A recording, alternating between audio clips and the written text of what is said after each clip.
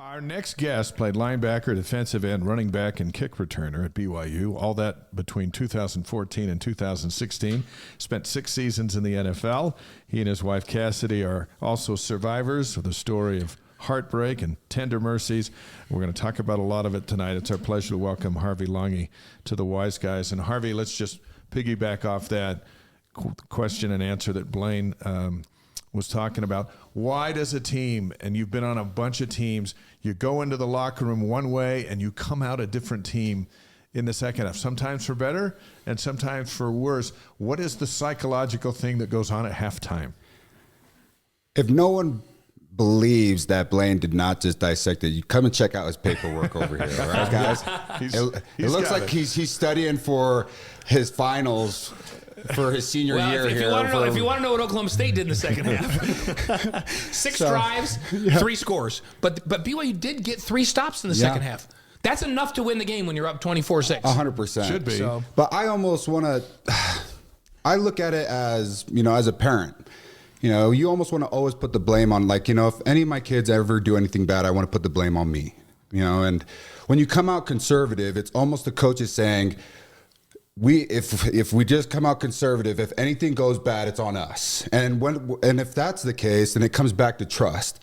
And if it comes back to trust and you not trusting your players, and say there's some players out there that haven't got the reps or that are not starters, or Jake had to come in a little bit past half, towards the end of the season. Yeah, last 4 games. And so the trust is not there. So then where do you earn that trust? Well, it goes all the way back to, are we developing a program and an organization at practice where you can trust your second and third string guys?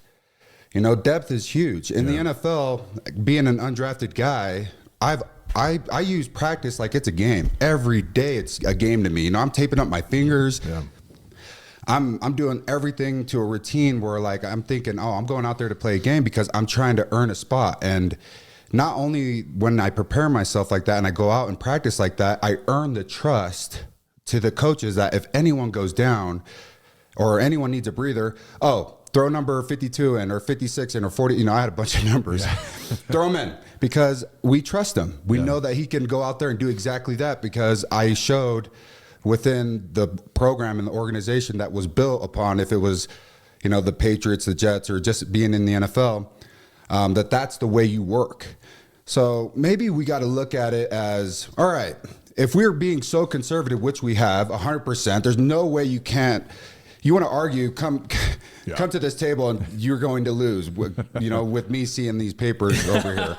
You're not going to win this argument. But we all watched the game. We all saw it. Yeah. It's like, come on. And the game shows itself. Stats are stats, facts are facts. And, we're calling ace a spade a spade. And they're coming out conservative, and I think it's because Kalani and the coaching staff want to take the blame. They do not want to put any of the blame upon Jake and the team right at that point. And turnovers were huge, 100%. If you are turning over the ball 2+ times consistently on a game basis, then of course they're going to be super conservative and say, well, we came out there and ran the ball for 3 downs, even though we got negative yards every 3 downs. But guess what? We didn't turn over the ball. And, that's on us. That was our play calling. And they want to almost just take the blame instead of taking the leash off the dog and let him go. Let him go. The first half kind of let him go. Second half. And the interesting thing in that second half of this game was, I can't remember, and I wrote it down, but there was 4 straight series, at least 4 straight series, where they came out and they threw the ball on first down incomplete. And then they followed it up with a run on 2nd and 10. And the tendency this season and last season on 2nd and longer than 9 is crazy tilted to run. BYU rarely throws the football on 2nd and long. It's gotten so the defenses now load up on 2nd and long and go, guys, they have this tendency to really run the football. We have to be ready to play the pass, but let's play man and be aggressive because our chances are that they're going to run the football. And BYU's really ineffective running the ball on 2nd down. So if you don't get production on 1st down and then you run it on 2nd down when they're expecting you to run it, what happens is you have a ton of 3rd and longs. And Alabama doesn't convert a high rate of 3rd and 10s. It's tough. Georgia doesn't convert a bunch of 3rd and 10s. 3rd and 10 is hard.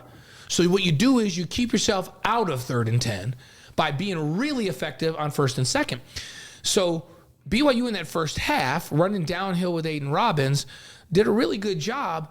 I would have loved to have seen some downhill run on 1st down in the second half to get 4 or 5 yards on 1st down. Because guess what?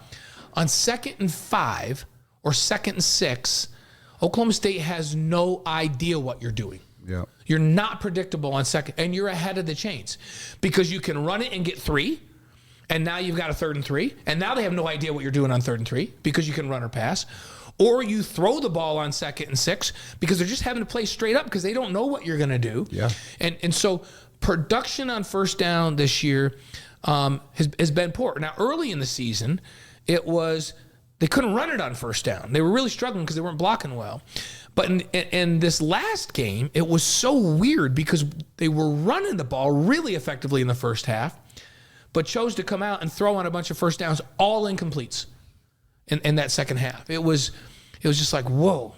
And I feel a little bit for Aaron Roderick because I think he was thinking, I want to be aggressive. We're going to throw it on 1st, but I'm like, well, maybe not here. Yeah. So as you watched that, Harvey, what'd you think? Exactly what you just said. When you were just going off on 1st and 2nd down, to break it even down even a little bit more. So P and 10, that's 1st down of the very first series of the very first half or the very first play of the game. That's a P and 10. So right when the offense comes out, their very first play, that's a P and 10 down that the defense and offense calls. P and 10 is a type of play or a type of time where you can run anything from pass to run. Usually you want to run your best play to just get guys motivated. You know, a quick slant here, a quick throw, your best downhill run just to get everyone moving and grooving. Your 1st down and 10, so say you get a 1st down and you have a 1st and 10, that is where you go to your best run, usually. Yeah. It goes to your first. So that's when a lot of people just rush to the line, hurry up and run your best downhill run. So if you struggle on 1st and 10 or P and 10 and you start to get these tendencies that Blaine is saying, you become super predictable. So then, all right, we know they're going to come out and try to pass on 1st and 10 all the time. We know this tendency. All right, well, guess what? We're going to drop 8, or we're going to bring a simulated pressure and act like we're coming, but we're really still dropping 7. And we get them to 2nd and long, and guess what they do in 2nd and long? They're going to run the ball. We pack the box. You get this tendency. And in the NFL, we do not like 3rd and longs. You want 3rd and manageables. Yeah. And if you don't even get to 3rd down because you're so effective in 1st and 2nd down, then you know your offense is rolling. Better. No 3rd downs is the best thing ever. 100%. So exactly what Blaine is saying is that the key word that he was saying is 1st and 2nd downs are key to our success in the future in the offense.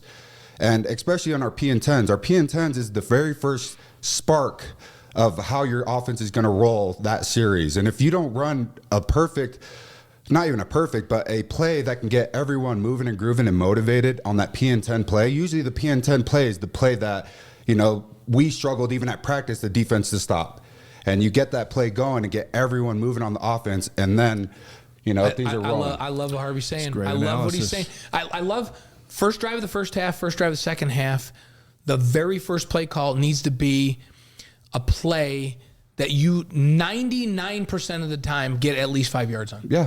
Yeah. Because it just starts everything off right. And if that's a quick throw like you're talking about, like a slant or it's a screen, or if you are so good at running the ball that you never get less than 4 yards on this particular run, that's what you run on those. Yeah, and everyone might know it's coming, but guess what? Can't stop it. Yep, you can't stop it. And those are the ones that you just get so frustrated as a defense. What's tough on those downs are drop back, mid-range throws. Yeah. They're not high percentage throws. Like downfield throws are not on those first drives. Nope.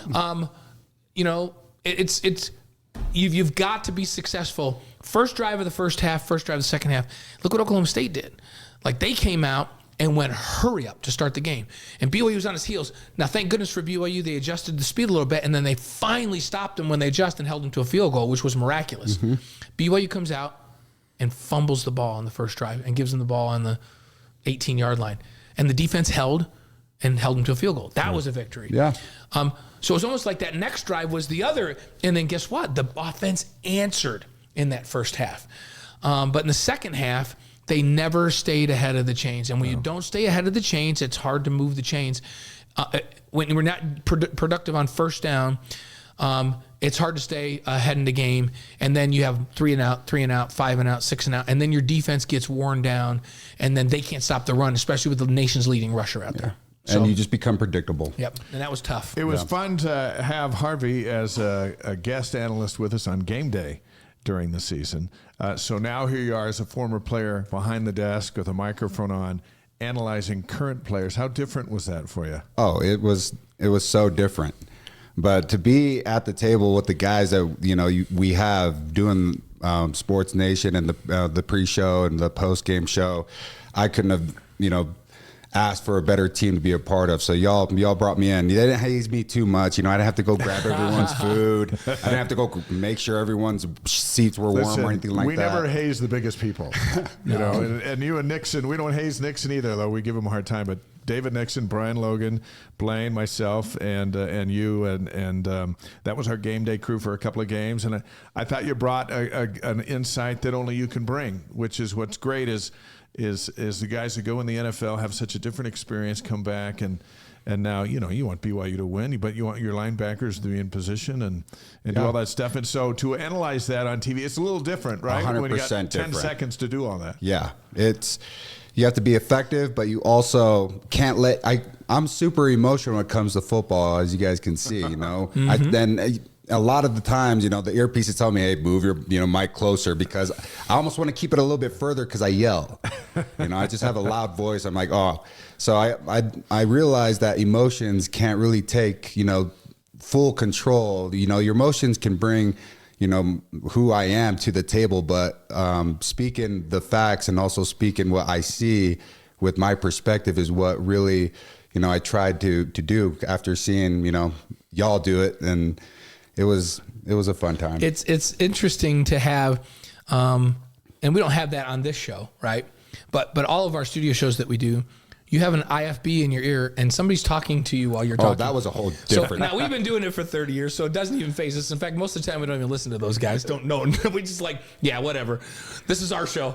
But how was that for the first time to be talking and have somebody? Because we just take it for granted now to listen and do that because we get practiced at it because we've been doing it for so long. But for somebody doing it for the first time, is that weird? And how did you manage that? I couldn't manage it at first. All right. In the NFL, you get 15 seconds and he's out.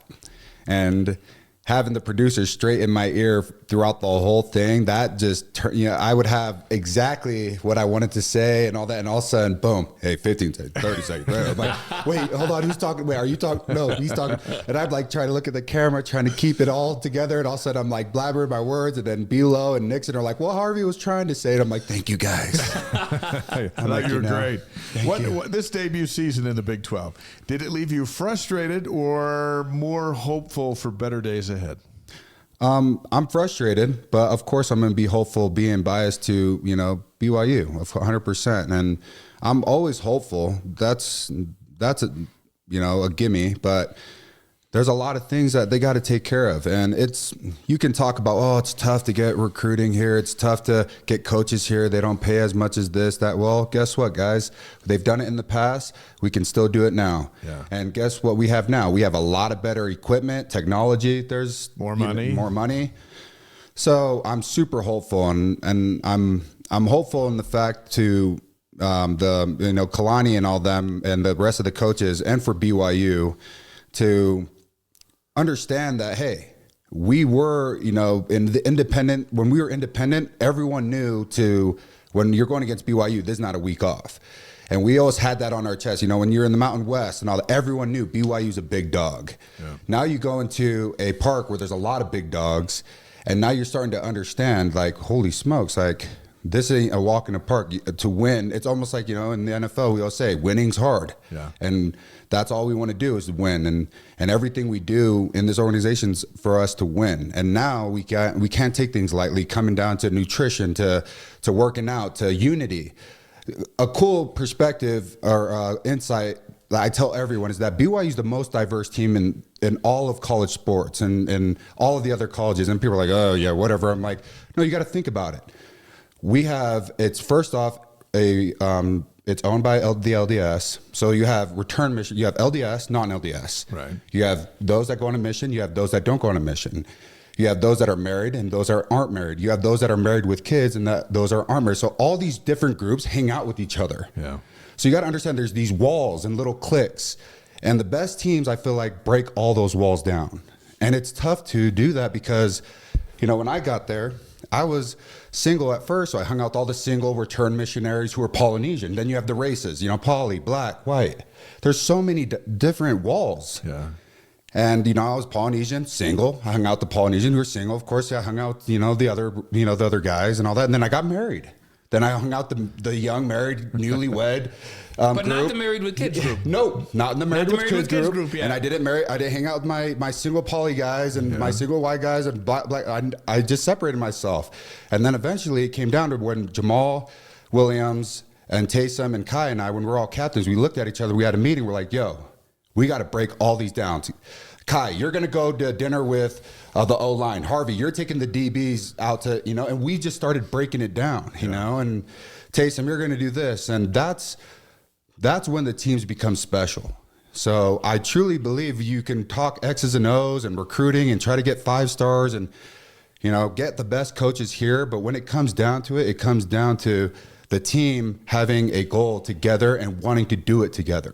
And that's the hardest. BYU is one of the hardest places to do that in the whole country, and I truly believe that. There's insight you're not going to get anyplace else. It's just like that is such an insightful observation, having been there, and that is another thing that's very unique about BYU. Yeah. Like where else do you have married players, not married players with kids, married players with not with kids, like. It goes on and on. It is really easy. I remember when we were playing Michigan in the Holiday Bowl a number of years ago. Actually, we were playing for the national championship. We're at the party the night before, and one of the Michigan players said, "Hey guys, like, what's with all the kids?" And we go, "Oh yeah, they go, they let you bring your kids?" And we go, "Yeah, we have like 40 something married players. We have like 31 players that have kids." They're like, "Oh, we got players with kids. We just don't have anybody married on the team." And so we can't bring them, and nobody's married, so we didn't bring our girlfriend. We couldn't bring our girlfriend. And they were just like so blown away that we were at a ball game and there's all these married players with kids. They just couldn't even comprehend that. That's not like any place else in the country, is it? Yeah. So I'm super hopeful, and I do know, of course, they're probably taking a break now and all that, but they're going to come back to the drawing boards and they're going to come with hopefully a better plan. And I hope they just execute it. But I just truly hope the players understand it's all up to them to break those walls down. Yeah. So if there's a one or two things that, and now you've watched them the first year in the Big 12, much better competition, 10 P5s in a row. No BYU team's ever done that. What did they learn about themselves? And what did you learn where you go, okay, this has to get dramatically better? And I'm talking about outside of the unity. I think that's the underlying theme. Yeah. But on the field, what 2 areas do they need to improve the most to compete for a championship in that league? The quarterback position. I did say that, the linebackers are the heart of the team.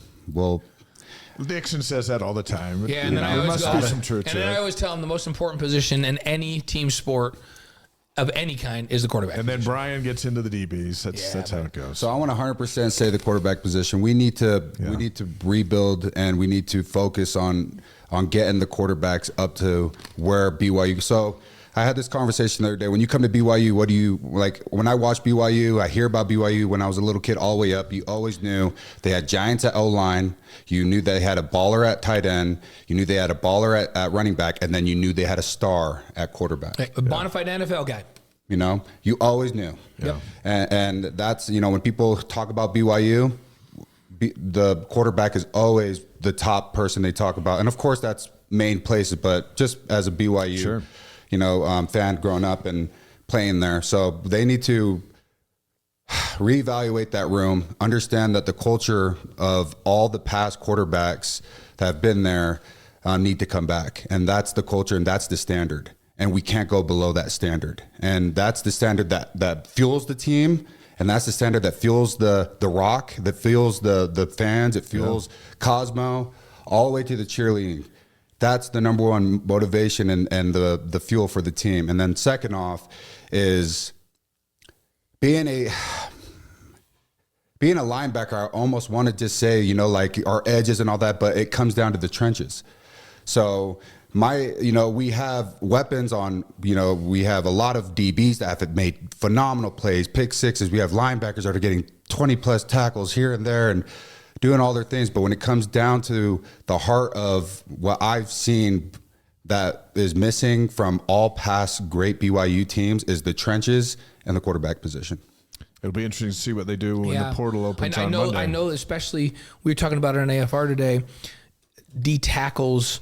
For this defense to be effective, the one that Utah's run for so many years that Jay Hill's brought here, you have to have block eaters inside, like guys that just demand a double team, and you can't combo off of them to the backers. You almost just have to say, we're just going to block these dudes, and the backers are going to run free, and then the backers will get 110 tackles. You have to be really good inside, like really physical, unselfish dudes in there. So I'm looking to see who they bring in there because they need those kinds of guys. Harvey Langi's on the Wise Guys tonight on YouTube, Facebook, Twitch, and wiseguys.com. He had 137 tackles, 6.5 sacks, and 2 rushing touchdowns during his 3 seasons at BYU. He played on special teams, too. So if the Cougars were on the field, Harvey was trying to figure out how to get out there. Also followed that with 80 tackles in the NFL, on the Patriots twice, the Jets, the Broncos, and the Raiders. You're an amazing story, and we want to talk about it. Let's go back to Friday, October 13th, 2017. You're in your rookie season in New England, preparing to be moved up to the active roster to play the Jets 2 days later. Prior to coming to this intersection, which we'll get to in a moment, just a regular day? It was a regular. It was a little bit different from my regular routine because of what that week had in store for me. So that year I was undrafted.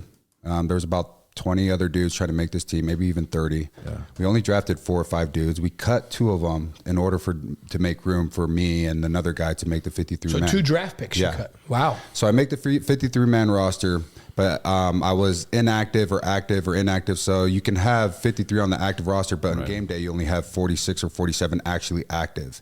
Meaning that could play. That can play. And then the rest that are, on the 53-man are just in a box or on the sideline watching that are not allowed to play. So I was either inactive, or if I was active, I was playing special teams and then just giving breathers here and there on defense, if that. Mm-hmm. And I was doing my thing in practice because I understood who I was. I was undrafted, and I knew what my journey was in order for me to get the attention. And you had to fight. I had to fight every day, day in and day out. And I remember Dante Hightower sort of blowing out his pec, and that year also, Rob Nikovich retired, so there was we were very slim at linebacker, outside and inside. So I get a text from my position coach, and I get a text from Bill Belichick, and they're just like, "Hey, prepare. There's going to be a big week for you. We are expecting you to play a lot and maybe even starting. So this is your chance. Prepare. You've been doing a lot of good things at practice. You've been super consistent. This is your week." So I'm taking this week head on. Yeah. I'm the first one in, last one out. I'm the first one in meetings, last one out, everything. I'm just trying my best to not let this opportunity slip out of my hands. This is your dream. This is it. And, every Friday, the newlywed, all you newlyweds out there, you guys are in that phase. Yeah, date night. And I wanted to go on date night, and I know every Friday's date night. My wife had a full-time job. I'm like, hey, no kids. You got to work, babe. Right.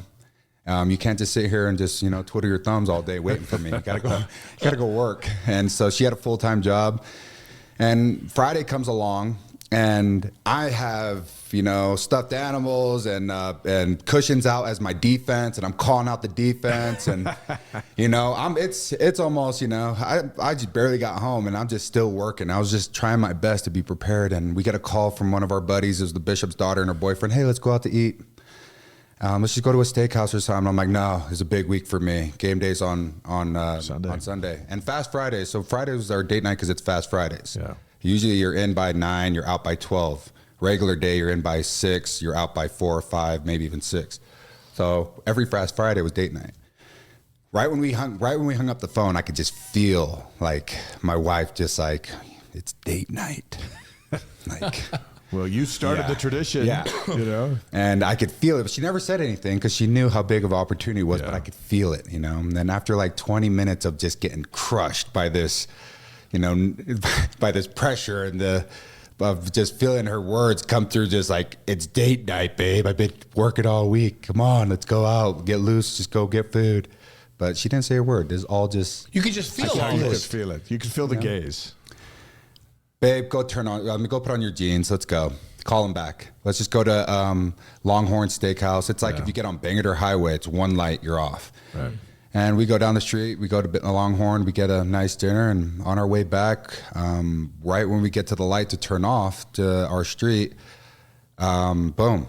So this is at Fisher and Commercial Street, that intersection, not far from Gillette Stadium. No, not far at all. So you come to a red light and you're stopped. So there's a car in front of us that we're turning to go onto where the street where our apartment's on. And there's a car in front of us, and we're right behind it parked, and then we're completely stopped, and the Jeep hit us going about 60, 57 miles per hour directly behind us. Oh, man. Smushed us completely against the car in front of us. Accordion. A car right then. Do you remember the sound? So it was crazy. I'm trying to find a song. We're at a red light, so I'm trying to find a song. She's like, babe, by the time you find a song, we're going to be home. So I hit this song, and I still know it till this day. And right when it starts playing, I start singing out loud to just annoy her, like I found my song. What song was it? It's John Splithoff. Shoot, now it's out of my mind since you guys put me on the spot. But anyway, boom, it hits me. And I wake up, and it's literally like, it's like the movies. Like, you know, that high pitch just in your ear. There's glass everywhere. There's people running around, and the fire department and the first responders are all there just trying to clip off everything. And it was the craziest thing because, you know, I just got married to the love of my life, and she's over here bleeding out. So she had 18 staples on her head because her whole head got, you know, just injured during this car accident. And is she still in the car? Or is she oh yeah, we're both sitting here, and you know, I'm just so smushed. You know, our car, she had a sedan. It was just her sedan from college. Yeah. You know, even though we've been in the NFL for 6 weeks, you know, we're gonna ride that thing to the dirt. And sure. And our car was like a smart car. That's how small it was. You know, there's no trunk, no back seat, and I was just smushed, kissing my knees were up to my face. And you know, I was this big, strong, you know, linebacker that just made the NFL, but I couldn't move an inch to make sure if my wife was okay. And it was just, I couldn't do anything. No one would talk to me because, you know, the first responders had the jaws of life just ripping our car apart, trying to get us out. And, you know, they titled her as deceased. And, man, my whole world just crashed, you know, just like I fell asleep. Like there's no other way. I was working too hard, and I put football in front of my family, and I fell asleep, and I probably killed my wife. And I didn't care about football. I didn't care about anything. All I cared about was, you know, hoping that she was alive. And how did you come to know or were told that she had passed away? So I didn't know, but I had a feeling that it could have been there because she wasn't responding, and I could have responded. But then when they took her away, you know, in the movies and all that, they start doing these things to the people that are dead, and they started doing that to her. And like you're talking about taking the cover, you know, just trying to check her and do all that. And I was just like, man, it's not looking good over there. And I'm trying my best to ask all these responders, but their job is not to respond back to us. They're trying to just keep us calm. Like, we'll answer questions later. Just come on, you know, make sure that they're doing all their procedures the right way. And they took her to a completely different hospital. They took me to this grungy hospital in Providence. Why did they take you to different hospitals? So they say that they don't want to take 2 trauma cases to the same trauma room. Not 2 level 1 traumas. Yeah. And so that's how badly you were both hurt, that they had to take you to 2 different hospitals. Yeah. That would be the only case where they would do that. So they take you to 2 different hospitals. And how long was it before you had any word about how Cassidy was? So it was like 6 hours. So during that time, I'm calling everyone. I'm calling my parents, her parents. I'm like, get here, check on her, call her. She's at this hospital. I'm calling the church, our church, and all the ward members. I'm like, hey, if anyone is awake. And the crazy thing was that all the elders quorum was awake because they had a game night, and one of our elders quorum's a game inventor, and he showed everyone this new game he invented, which blew up, and they're all playing it till like 11, 12 p.m. that night at the church. Yeah. So they were all there, and I'm like, go straight over there, make sure she's okay, give her a blessing, do everything you possibly can. I called her work, I called all the friends that we knew over there to just go to that hospital. And then I get a call 6 hours later, and it was her voice. And then right when I heard her voice, I just knew. I'm like, we're going to be just fine. I don't care. I couldn't feel my legs. I broke my back, tore every ligament, joint, my knees, my ankles, brain bleed, swallowed 6 teeth they found in my esophagus. Wow. I didn't care about any of that. I just knew she's alive and I'm alive. Our journey isn't over. What were her injuries? So she broke every single rib. She shattered her pelvic bone in 6 different places. She broke something in her hand, and she had 18 staples. So she just cracked her head open. So it's pretty crazy. So it was about 6 hours before you got to talk to her. Yeah. How long was it before you were reunited together? It's 3 to 4 days. Yeah. 3 to 4 days? It was like 3. I Because think you it was day couldn't 3, move, 3, 4. and Yeah. she couldn't move. Yeah. So did you go to her? Did she come to you? Crazy story about that is that when I'm in Providence, it's a pretty grungy hospital over there, and there's a lot of, trauma that happened over there. So they're just like, you'll be fine and all that. I'm like, Doc, I am hurt. Like, I need to stay here a little bit longer. He was just going to let me go. And all of a sudden he knew I was a Patriot player. All of a sudden they shipped me, 2 days later, like they put me in the best room up there finally. And then they shipped me out, and I just looked at the doctor, and then, I called him out. I'm like, hey, treat every patient like this. Right. I understand that, you know who I am now and all that, but treat every patient like this. Yeah. And then they finally took me out when I was able to, finally know what my injuries were, to know if I was okay to move locations. And then once they knew all that, they relocated me right next to her, and I got to reunite with my wife. So at that time, we were the Patriots. Bill Belichick's your head coach. Tom Brady's the quarterback. What was the response from the team at this time? You were supposed to be starting. Yeah. The next 2 days from then. Yeah. And it was crazy because the guys that were under me, I got to watch all the way to, play all the way until the Super Bowl. And I'm like, gosh, and of course, what if?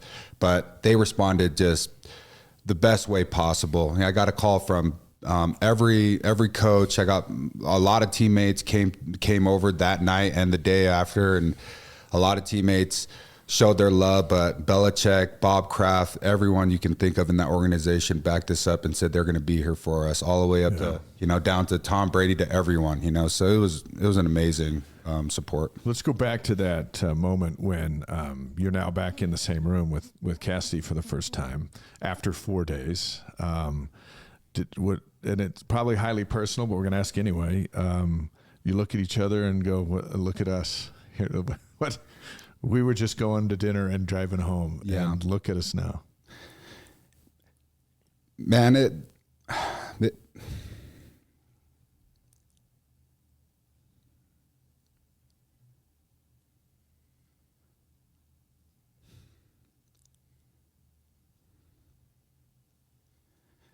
just, I guess, reminded me what really is important.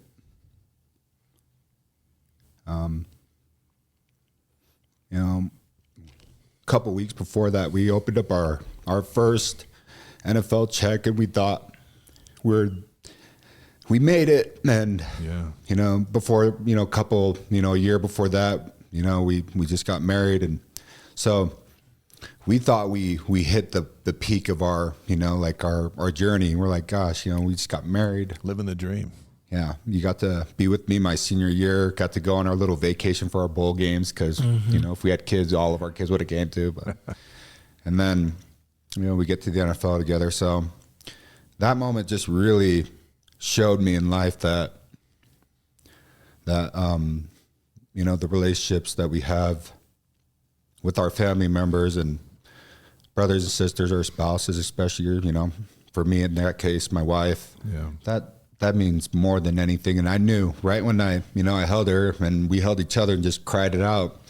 It's like, we're alive. We just laughed and we're like, you're alive and I'm alive. They tried, but they couldn't stop us, you know. No, you can't stop the Langis. So, yeah. It's interesting that to make matters worse, you're home recovering with your wife and your team goes to the Super Bowl. Yeah.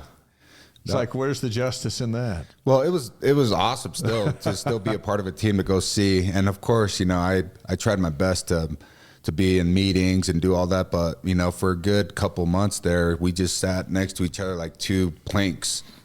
And, you know, you couldn't laugh. You couldn't do anything because our bodies just hurt so bad. And, you know, just said, hey, we still alive, you know, like I'm still here. You're still here, you know. And so. In the chat, Harvey, like right here from the fam, Rad and Lux say hi, Daddy. Oh, so they're watching it. They're Rad watching Lux, I love you guys so much. And they just saw their own picture. They should have just seen their own yeah, picture. you need to go to bed though, y'all. You know, it's time for you to go to bed. Speaking of Rad and Lux and the whole family, tender mercies scattered throughout our calamities, right? You and Cassidy, starting your family was one of them. Yeah, it wasn't easy to get those kids into this world to join your family. Some miscarriages and complications, getting pregnant before the accident. Just another challenge that you guys went through. So you don't take that for granted, I don't think either. No. What was that like going through that? Well, I've right when we were dating, about to, you know, we were engaged. I always just would tell her, hey, I need kids ASAP if we get married. Yeah. You know, even though I'm one of 10 kids and there's a lot of curses that come with a lot of kids. You know, you don't ever own your own pair of like shoes or your shirt. You know, I get a shirt, all my 7 brothers get a new shirt.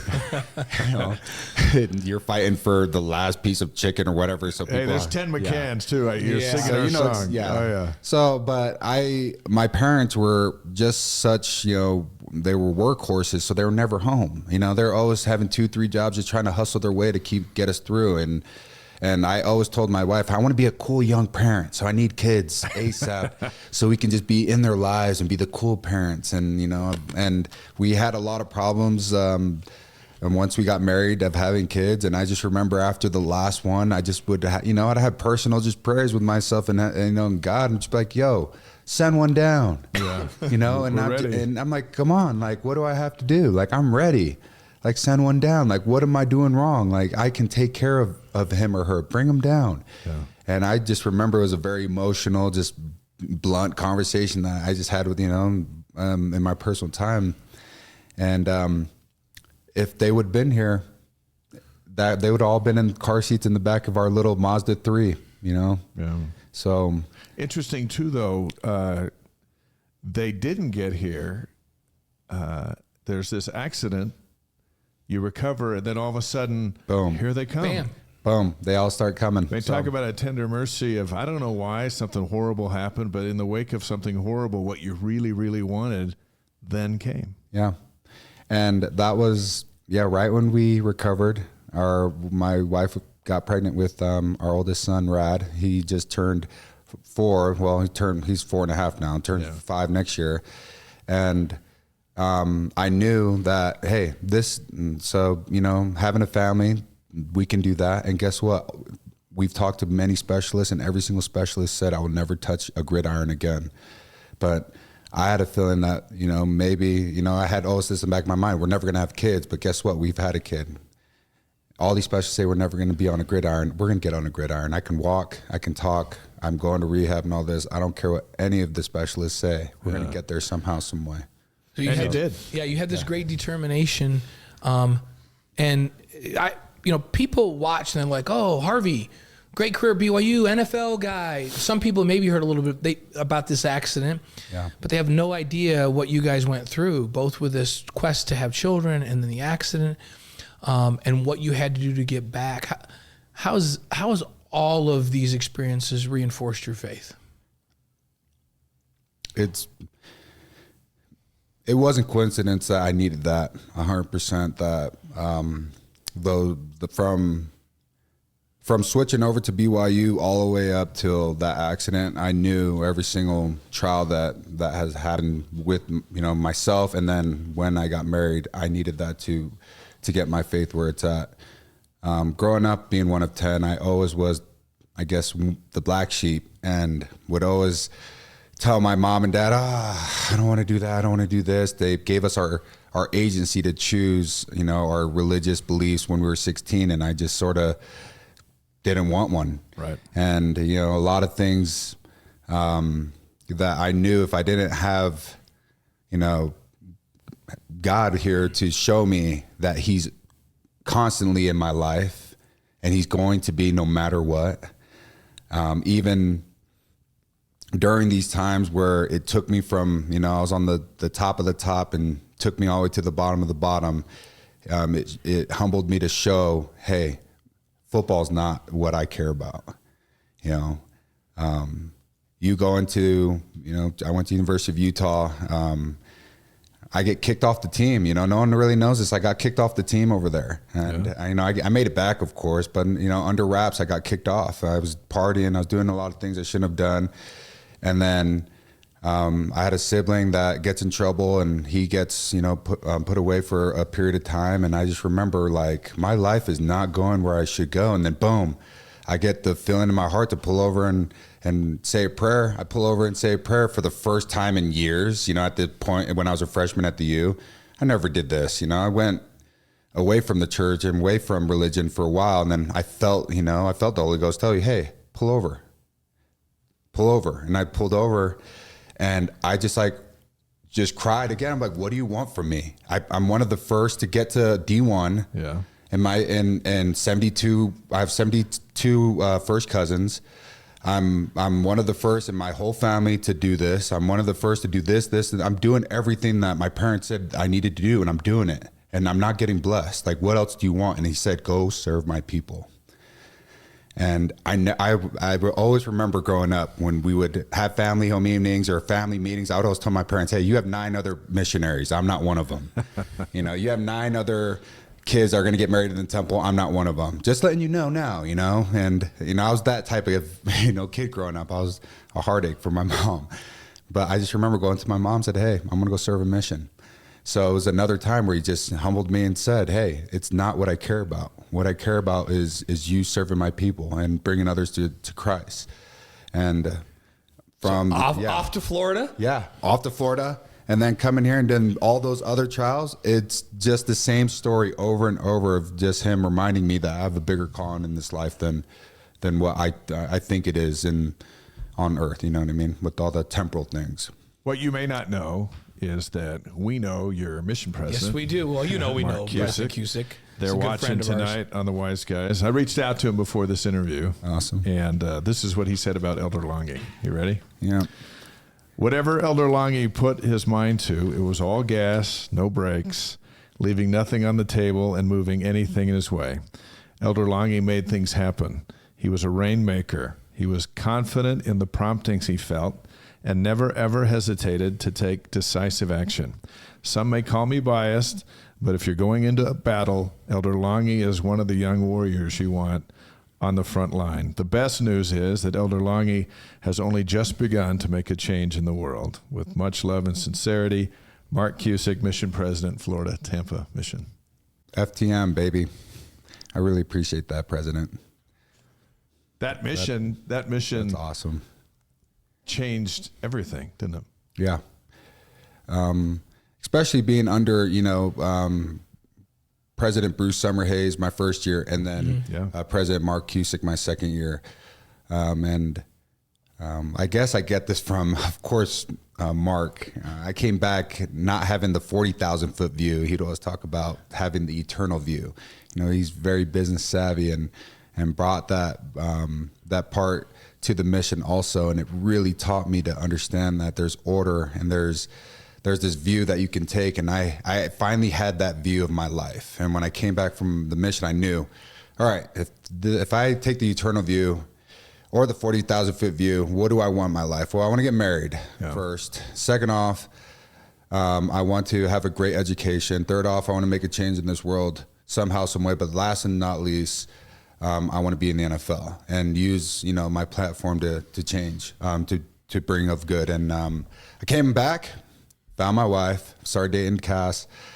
She played UVU, at UVU. She played volleyball. Right.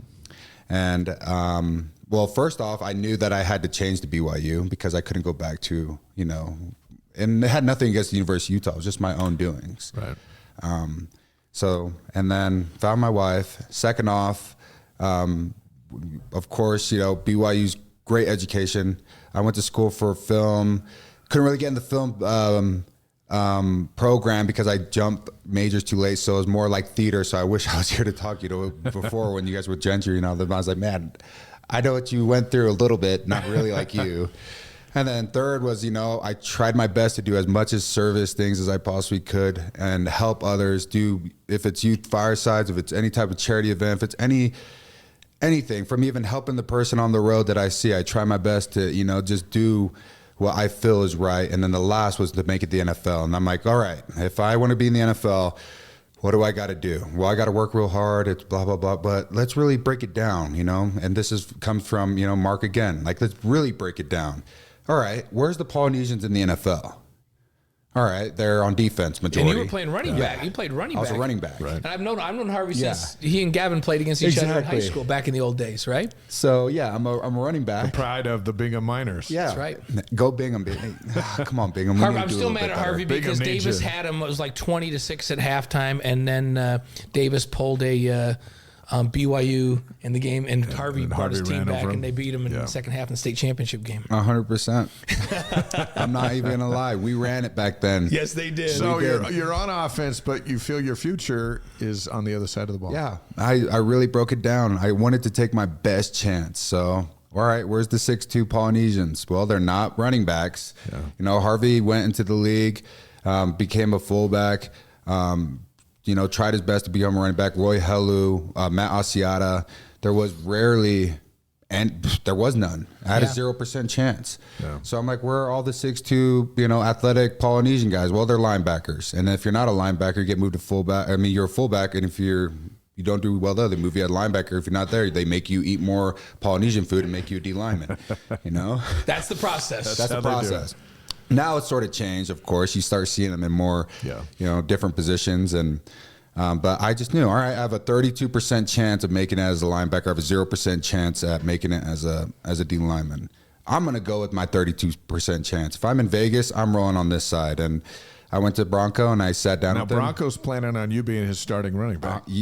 Or to compete, Of course, there was nothing, just given over there, so I had to go compete to But be that's there. where you're brought you down as a running Yes, back, right? 100%. Yeah. And he just looked at me and just like, okay, we'll do that, but first you're going to learn the offense, And I'm like, I really want to be a linebacker. And he's like, okay, we'll do that. So then, it took a little bit longer than I thought. I thought he was right away he's going to put me there. But once he understood where I wanted to go, Bronco was that type of person where he's like, that's where you want to be. I will take you there, and we're going to try to develop you as much as we can as a linebacker. And I'm so glad I got to do that under his wing and his coaching staff because he was so detailed in his defense.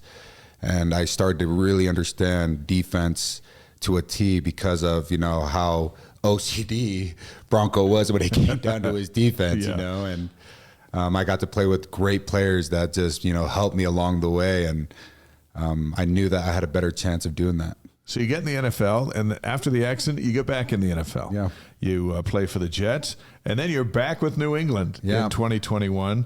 But the injuries kept coming too. You were on the IR with the Jets, the IR with the Patriots, the Raiders last year.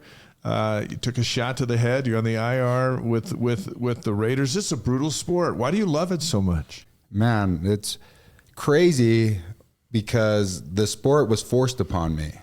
So I remember being young and just having our family meetings, and my mom would always come over there and be like, look, we don't have the money to take any of you guys to college. Your dad and I did not sacrifice to come all the way from the islands here for you guys to just be sitting around and to just have normal, mediocre jobs. You guys are here to go get an education, and you're here to make a change, and not only the world, but our family, and to teach the generations under us that it's okay to climb the economical ladder, but the educational ladder. Yeah. And education was number one. So she's like, we don't have the money, so choose something. And I remember this from the very young age, that every time, choose whatever it is. If it's rugby, is it football, is it golf? Tony Finau and my family, so his grandma, my grandma are sisters, so we started golf with them. I didn't like it. Yeah. Jabari Parker, his grandma and my grandma are sisters. And we tried basketball. I'd foul out by the first quarter. We tried. I could see Harvey fouling out in the first quarter. Absolutely. So you go down the list. I tried everything from rugby to the debate team, man. I thought, man, I argue, I'm the best. Nope. Track and field. I tried everything. When it came down to football, somehow, some way, I knew, like, oh, I like this. Yeah. And maybe this is the one that I can really develop myself and get my scholarship, so my parents don't have to pay for my schooling. So that was forced upon me, but then it also became a passion and love. So that's why I love it so much. You come home from your mission, you tell your parents you're going to BYU, you're on scholarship. That had to have been a pretty cool conversation. Yeah. And well, when we very first got, so crazy thing is, my very first scholarship was given to me by Gary Anderson at the University of Utah. Yeah. So I'm a 9th grader and I'm playing running back, but I'm also playing DB, and I'm balling out at their camp at DB. And I remember Gary and Kalani and all them were all over there, and Gary was the one who was in charge of me, my group. Yeah. And he went and talked to Kalani, and he went and talked to the other guys that were over there, and they all came and talked to me. And they're like, yo, you need to come talk to Coach Whittingham. And I thought I was just in trouble. I would slide a core power here and a power rate here, an extra one. I'm like, dude, they caught me, man. Like they say take one. I took like 2 or 3. I'm like, dude, my brothers want some, it's not only for me, Yeah. So I'm like, oh, they caught me. They knew that I'm taking the extras. And I go sit down, and Kyle's like, hey, we want to offer you a scholarship here. Where's your parents? And I'm just like, a scholarship? Like, in my mind, I'm like, okay, scholarship. I know my parents will say, go get a scholarship. But like, I thought it was like a physical thing. I thought it was more like formal. Yeah. He just said it so nonchalantly. It's like, where's your parents? We want to talk about, maybe offering you a scholarship. I'm like, wait, is this the same scholarship my mom and dad have been telling me about the whole time, And you were just in 9th grade at the time. We don't have the internet. We didn't have YouTube, all this stuff to teach. My kid probably knows what a scholarship now. He's only 4 years old, because he has all this information. And he knows you were on one. Yeah. Yeah. So I remember going and grabbing my parents, and, hey, Coach Whittingham was talking to you. First thing my mom does, slap me on the back. Hey, what did he do? And I'm like, Mom, I didn't do anything. They just want to talk to you. And I knew the word scholarship was in there. I knew I might be getting one, so I didn't want to, tell her that it was for a scholarship. So we got up there and they say it. My mom and dad just break down crying, and they just thank them all. And I come back from my mission and say, hey, I have a scholarship at BYU. I had a great relationship with a lot of the coaches that I got recruited off of, and had other opportunities. But I knew BYU was the spot for me when I came back from my mission. Yeah, it worked out. Yeah. And we're proud of you. It's a tremendous story of everything. It's like you're your own Hollywood movie. We can make a movie, and we're in the good part. We can make your wife and your kids. We and can you're make a movie and, about Harvey for sure. This is it's absolutely a book. Who would we get to star as Harvey? Harvey has to play himself. You think? In this movie for sure. Yeah. Oh yeah. Who can play? Let's get Hinckley. Let's get Falau. He's so buff, man. We need someone just ripped out of his mind, Because I always wish I got there, but it took me to do a bunch of NFL workouts to finally get abs. We could do the dude from Creed. No. You know who could play him is the Aquaman guy. What's that guy? Oh yeah, we could do Aquaman. Yeah, Jason Momoa. Yeah, Jason Momoa could play. He'd have to shave a couple pounds down, but you could do that. Yeah, he might have to cut his hair. That's some very lovely hair. Although, you know what? It's very lovely. When you're playing with the Patriots, you had some locks. Yeah, I did. I looked at some pictures, and I'm like, okay, yeah, this is... Well, once I left BYU, I know my hair eventually will go. So I'm like, I told my brothers, hey, I got to try every single hairdo. Because whenever it goes, I'm telling my son, hey, yeah, I tried dreadlocks. Yeah, I tried the afro. I tried the faux hawk and all that. Just for my own sanity. Been there, done that. Yeah. Well, we're so glad that you'd come with us, Harvey. And Harvey's our set buddy when he comes and does a show with us. We've been so blessed to have you on the game day shows with us this year. Harvey's my gym buddy. Yeah. So I see Harvey at the gym all the time. Your BYU TV career is just starting. You might get distracted and go back to the leagues. I know you could, but we're always here. My gym cred, by the way, is sky high right now. Because Harvey comes over and talks to me when he's in the gym, and everybody's like, "Oh, my gym cred is like way up here because of Harvey." So half his workout is him doing the movements on the field. He's like, "Hey, did you see that? You see how AJ just went side to side right here?" Like he went. I'm like, "Wow." We break it down on the turf there at Vasa. It's workout / entertainment for Blaine's workouts. Dave used to work out with us there too, but I go to a different gym. He goes to a different gym now. You ready for 5 questions? Yeah, bring them on. Let's do it. All right. Favorite sports movie? Remember the Titans. There you go. That's the same as Brad. Brad same Robbins. as Brad. Yeah. It's good. I might have to scratch that. What is it then? Why? What happened? It's the Sandlot. I lied. Sandlot. Oh, Yeah. the Sandlot. Benny, come on. Yeah, I Hurry lied. up. My clothes are going out of style. If I'm watching a sports movie right now, I'd pop in the Sandlot for sure. Yeah, that's a good one. The Beast. Okay, favorite singer or band? My favorite singer or band? I want to go with favorite singer. I'm going to go with Mariah Carey. All right. You know, we're in the Christmas feels right now, and I don't think anyone will top Mariah Carey's Christmas album back in the day, you know. Okay. It's pretty awesome. Yeah. Favorite breakfast cereal?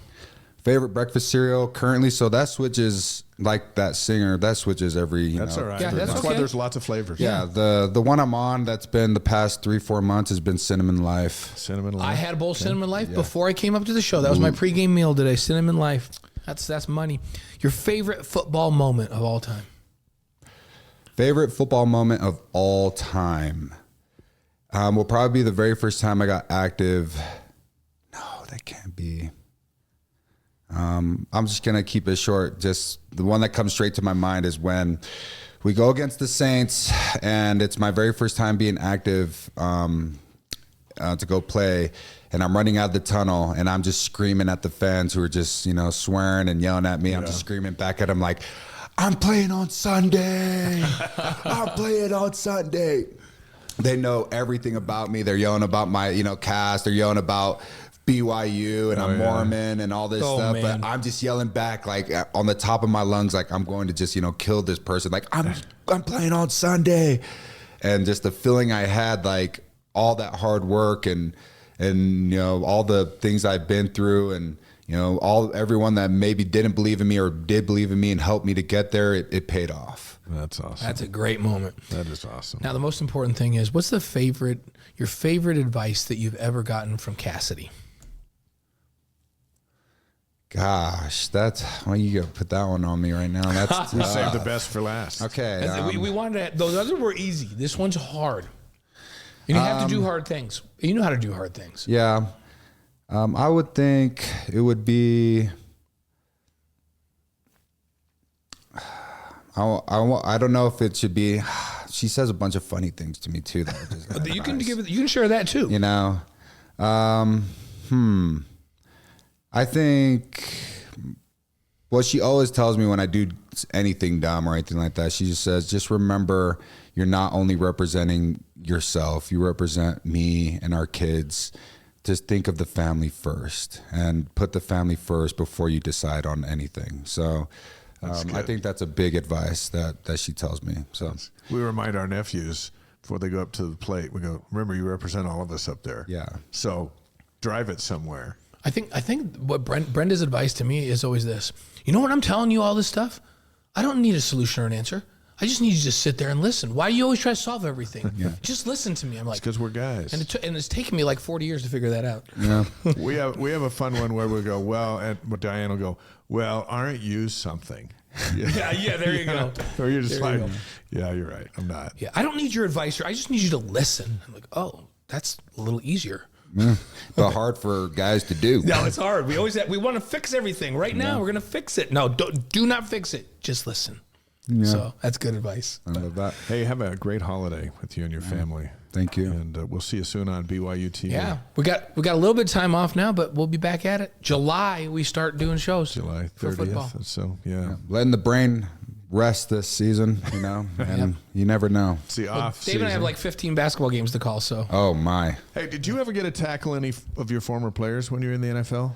Did you ever come across Taysom or Jamal or any of those guys? I was so close to Taysom so many times. That's what a lot of people say. Golly. And I would even tell him right when I would get close to him and he would throw the ball or something like that. And he's like, nope, you didn't. You didn't get me. You didn't get me. Right in the middle of the game, you guys are talking? He talks so, his trash talk is just so simple. It's like, it gets me fired up. I'm like, I'm going to get you one time, I promise you, so no. Did you play against Jamal at all?